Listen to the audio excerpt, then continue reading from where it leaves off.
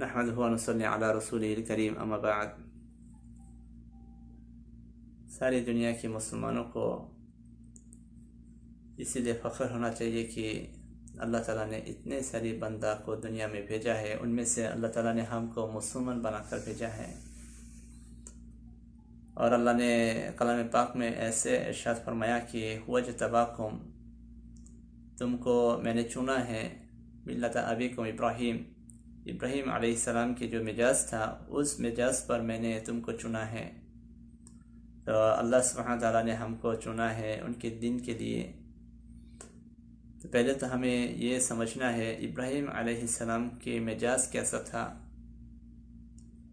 تو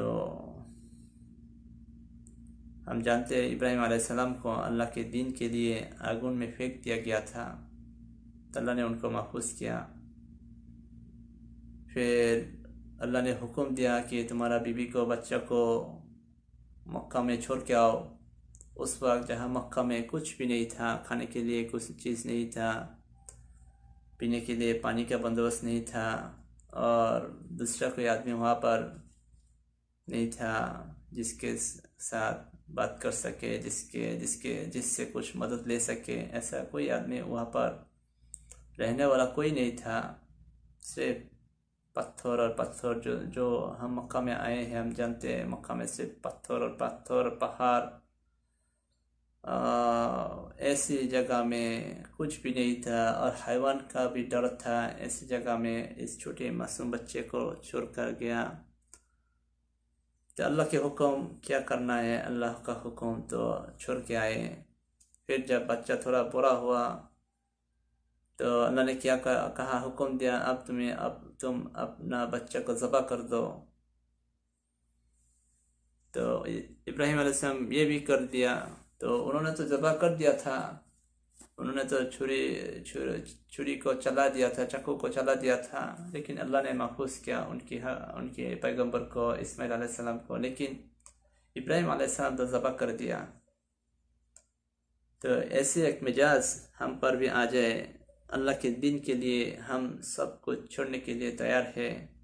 اگر اللہ کے دین کے لیے کوئی تقاضا سامنے آئے تو ہم سب کچھ چھوڑ دیں گے۔ اللہ کے لیے، ہم دین کے لیے ہر ایک قدم دینے کے لیے ہم تیار ہے۔ مسلمانوں ایسا بن جائے تو سارے دنیا کے باطل مٹ جائے گا انشاءاللہ، کیونکہ ابھی تو امام مہدی آنے کے وقت ہو چکا ہے، دجال بھی کسی بھی حالت میں آ سکتے ہیں۔ میں نے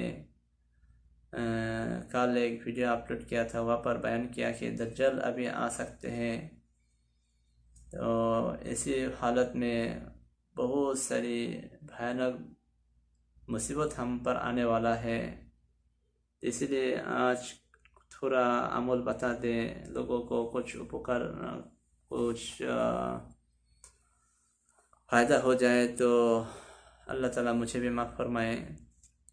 دیکھو ابھی تو جنگ شروع ہونے والا، دجال آنے والا ہے، بہت ساری مصیبت آنے والا ہے۔ تو اپنی بیوی بچوں کو محفوظ رکھنا ہے، کیونکہ ایسا دیکھا جاتا ہے کہ جب بھی کسی علاقہ میں، کسی ملک میں جنگ آتے ہیں، وہ عورتوں اور بچوں کو بہت ساری پریشان ہوتا ہے، اس کو بہت ساری مصیبت آتے ہیں۔ معصوم ہے، کمزور ہے عورت اور بچہ، اس لیے ان کے حفاظت کے لیے میرے گھر اور پریوار محفوظ رہے۔ اس لیے ابو دردہ رضی اللہ عنہ کا ایک دعا ہمیں سیکھ لے کہ ابو دردہ رضی اللہ عنہ نے ایک مرتبہ مسجد میں بیٹھا ہوا تھا، ایک آدمی آئے تو بتایا کیا، یا ابو دردہ آپ کے گھر میں آگ لگ گیا۔ تو ابو دردہ رضی اللہ عنہ کیا کہا کہ تم نے جھوٹ کہا۔ تو کچھ دیر کے بعد ایک دوسرا آدمی آئے، کہا کہ ابو دردہ آپ کے گھر میں آگ لگ گیا۔ تو پھر انہوں نے بتایا تم جھوٹ کہا۔ تو تیسرے ایک آدمی آئے، کہا کہ ابو دردہ آپ کے گھر میں آگ لگ گئے۔ تو انہوں نے پھر بتایا تم نے جھوٹ کہا۔ تو کچھ دیر کے بعد ایک چوتھا آدمی آئے اور کہا کہ ابو دردہ آپ کے علاقہ میں آگ لگ گیا، اور آگ آپ کے گھر کے سامنے آ کر بجھ گیا۔ تو ابو دردہ رضی اللہ عنہ نے بتایا تم نے سچی بتایا۔ تو مسجد میں سارے لوگ اکٹھا ہو کر ان کو پوچھا، آپ یہاں پر بیٹھ کر بھی پہلا دوسرا تیسرا آدمی کو بتایا کہ وہ لوگ جھوٹ کہتے ہیں، اور چوتھا آدمی آئے تو بتایا کہ یہ سچ کہتے ہیں، جبکہ وہ کہا کہ آپ کے گھر میں آگ نہیں لگا۔ تین آدمی کہا کہ آپ کے گھر میں آگ لگائیں، آپ یہاں کا پیٹ بھری۔ اس تین آدمی کو کہہ دیا کہ یہ لوگ جھوٹ کہتے ہیں، یہ آپ کیسے کہہ سکتے ہیں؟ تو ابو درداء رضی اللہ عنہ نے بتایا کہ میں نے آپ صلی اللہ علیہ وسلم سے ایک دعا سیکھا تھا، جب کسی نے یہ دعا پڑھ لے تو اللہ نے ان کے گھروں کو، پریواروں کو محفوظ رکھے گا۔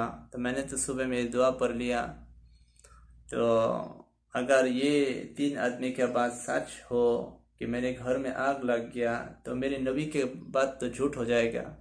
ایسا تو نہیں ہو سکتے، میرے نبی کے بات کبھی جھوٹ نہیں ہوگا، میرے نبی نے سچ بتایا، یہ لوگ جھوٹ کہا۔ میں نے دعا پڑھ لیا تو میرے گھر محفوظ ہے۔ تو دعا کیا ہے؟ اللہم انت ربی لا الہ الا انت علیک توکلت وانت رب العرش الکریم ما شاء اللہ کان وما لم یشاء لم یکن ولا حول ولا قوة الا باللہ العلی العظیم اعلم ان اللہ علی کل شیء قدیر وان اللہ قد احاط بكل شیء علما اللہم انی اعوذ بک من شر نفسی ومن شر كل دابة انت آخذ بناصیتها ان ربی علی صراط مستقیم۔ تو یہ جو دعا ہے اس کو عمل کرنا ہے، صبح میں فجر نماز کے بعد کر لے تو انشاءاللہ مغرب تک آپ کی پریوار، بیوی بچوں محفوظ، آپ کی جان مال محفوظ رہے گا، اور مغرب کے بعد پڑھ لے تو صبح تک محفوظ رہے گا۔ تو اس لیے اس دعا پر عمل کرے۔ اور ایک اور دعا ہے حدیث پاک میں کہ بسم اللہ الذی لا یضر مع اسمہ شیء فی الارض ولا فی السماء وهو السمیع العلیم۔ اگر کسی نے اس دعا کو فجر کے بعد 3 مرتبہ پڑھ لے اور مغرب کے بعد 3 مرتبہ پڑھ لے تو اچانک کوئی مصیبت اس پر نہیں آئے گا، اللہ نے ان کو محفوظ رکھے گا۔ تو یہ دعا بھی آپ سیکھ لے۔ تیسرا ایک اور عمل آپ کو بتا دو، کیونکہ ابھی تو مصیبت آنے والا ہے سرکار کئی سارے ملک میں، اکثر ملک تو ایسا ہے کہ جہاں کی سرکار اسلام کے خلاف ہے۔ اگر سرکار کی طرف سے کوئی مصیبت کے ڈر ہے ہندوستان میں، آپ ہندوستان سے سنیں تو سرکار کی طرف سے کوئی مصیبت کا ڈر ہے تو لَقَدْ جَاءَكُمْ رَسُولٌ مِّنْ أَنفُسِكُمْ، یہ جو سورۃ توبہ کی آخری 2 آیات ہے، یہ 2 آیات پڑھ لے۔ اکثر ہر نماز کی بات پڑھے تو زیادہ سے زیادہ پڑھ لے تو اللہ نے یہ مصیبت سے محفوظ رکھے گا۔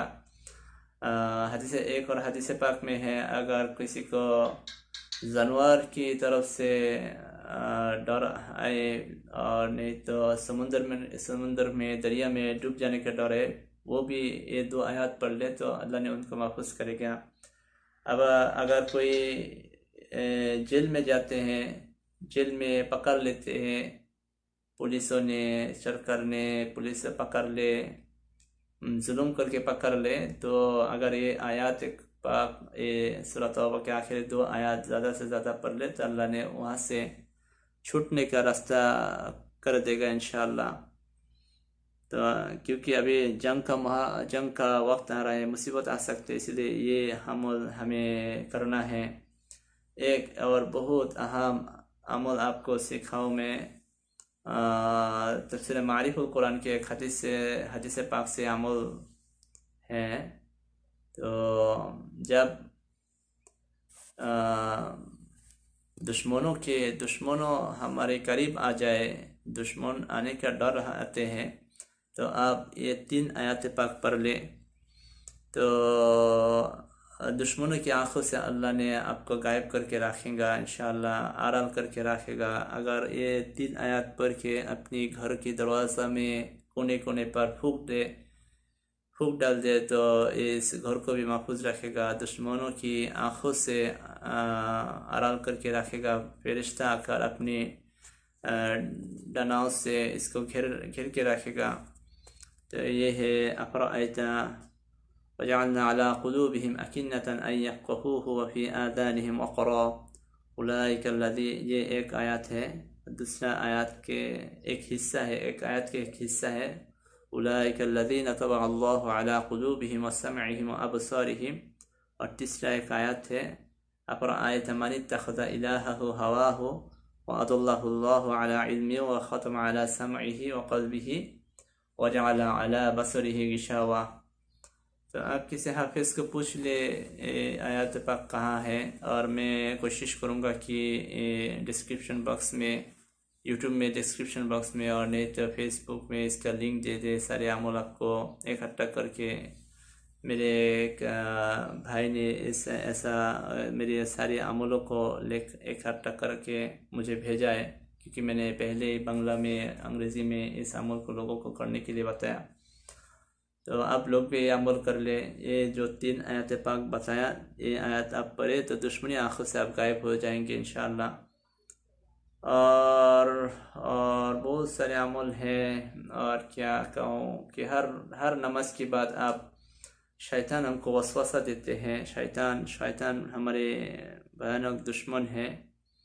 اللہ نے کلام پاک میں کہا کہ انہ لکم عدو مبین، وہ تمہارا ظاہراً وہ تمہارا دشمن ہے، اصل میں وہی ہمارا دشمن ہے. تو شیطان کی وسوسہ سے ہم بچ لیں. تو اس کے لیے ہر نماز کے بعد، 5 وقت کی نماز کے بعد، فرض نماز کے بعد، سلام پھیرانے کے بعد آپ رب اعوذ بک من همزات الشیاطین واعوذ بک رب ان یحضرونی، یہ دعا 3 مرتبہ پڑھ کے اپنے سینے پر پھونک ڈالے ایسے، پھر دائیں طرف پھر کے پیچھے مڑ کر پھونک ڈالے، اور بائیں طرف پیچھے مڑ کر ایسے پھونک ڈالے. تو اللہ نے آپ کو شیطان کی وسوسہ سے محفوظ رکھے گا انشاءاللہ. اس کو یہ سورہ مومنون میں 2 آیات ہے، یہ جو دعا میں نے بتایا رب اعوذ بک، آیات میں وقل ربی ایسے آئے ہیں، لیکن پہلا وقل جو ہے، کل جو ہے، اس کو بعد دینا ہے، ربی سے شروع کرنا ہے. رب اعوذ بک من همزات الشیاطین واعوذ بک رب ان یحضرون. اگر آپ وقفہ کرے تو ایسا ہوگا ان یحضرون، لیکن اس عمل کرتے وقت وقفہ نہیں کریں گے، آپ ان یحضرونی بتائیں پڑھے تو اللہ نے انشاءاللہ آپ کو شیطان سے محفوظ رکھے گا. ان یحضرونی ایسے پڑھیں. تو یہی ہے. اور بھی سارے عمل ہیں. ہر نماز کے بعد، 5 وقت نماز کے بعد سبحان اللہ 33 مرتبہ پڑھ لے، الحمدللہ 33 مرتبہ پڑھ لے، اللہ اکبر 34 مرتبہ پڑھ لیں. تو یہ بہت ضروری عمل ہے. اور بھی عمل ہے، آپ کسی علماء سے کچھ عمل سیکھ لیں. تو پہلے تو یہ کام ہے. ابھی تو دجال آنے والا ہے. ہم سورہ الکہف سے، جو میں نے جمعہ کے دن سورہ الکہف کے جمعہ سے پہلے سورہ بنی اسرائیل پڑھ لے، جمعہ کے بعد سورہ الکہف پڑھ لے. اور جس کو نہیں آتا ہے قرآن تلاوت کرنا، کم سے کم سورہ الکہف کی پہلا 10 آیات اور آخری 10 آیات کو حفظ کر لے. تو اللہ نے انشاءاللہ دجال کی فتنہ سے محفوظ رکھے گا. دجال ہمارے اندر آنے والا ہے، کہیں بھی آ سکتے ہیں. تو اللہ ہمیں توفیق عطا فرمائے سمجھنے کے لیے، اور مسلمان ہو کر مسلمانوں کے ہر ایک مسلمانوں کا یہ ذمہ داریاں ہے کہ ہم اللہ کی بات دوسرے کی طرف پہنچا دیں. اسی لیے جتنے سارے بات میں نے کیا، آپ لوگ اس باتوں کو دوسروں کو پہنچا دیں تو اللہ آپ کو بھی جزا دیں گے، مجھے بھی جزا دیں گے انشاءاللہ. اللہ تعالی ہمیں قبول فرمائے. آمین.